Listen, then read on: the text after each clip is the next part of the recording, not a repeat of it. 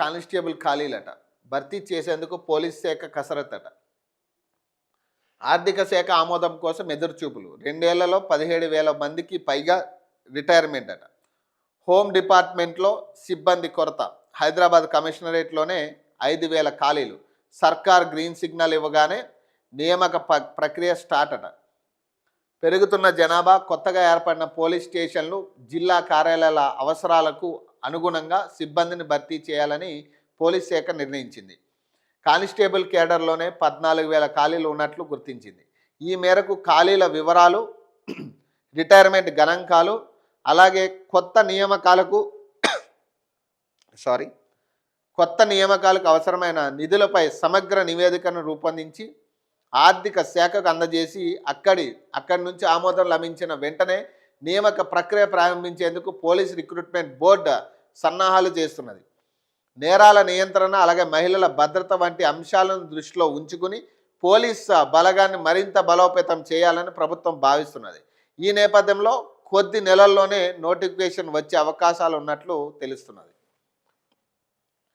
గత 2 ఏళ్లలో పోలీస్ శాఖలో 17,000 మందికి పైగా సిబ్బంది ఉద్యోగ విరమణ పొందినట్లు నివేదికలు పేర్కొంటున్నాయి. 2024లో 8,000 మంది, 2025లో 9,000 మందికి పైగా రిటైర్మెంట్ అయ్యారు. ఇందులో కేవలం కింది స్థాయి సిబ్బంది మాత్రమే కాకుండా సుమారు 1,400 మందికి పైగా అధికారులు, అంటే ఎస్ఐ, సిఐ అంతకంటే పై స్థాయి ఉన్నట్లు పోలీసు వర్గాలు చెబుతున్నాయి. అనుభవజ్ఞులైన అధికారులు ఒకేసారి ఇంత పెద్ద సంఖ్యలో విధులకు దూరం కావడం శాఖకు పెద్ద లోటుగా పరిణమించింది.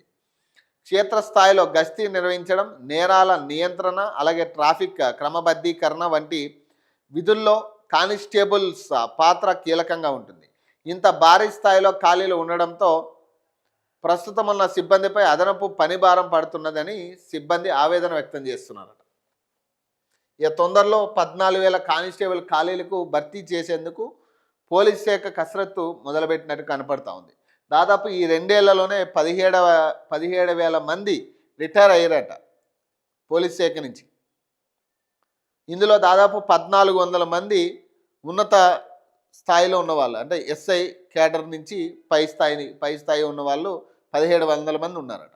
మరి దీన్ని భర్తీ చేయడానికి ఇప్పుడు పోలీస్ శాఖ సన్నద్ధాలు అవుతున్నాయి. ఎందుకంటే కొత్త స్టేషన్లు ఏర్పడతా ఉన్నాయి.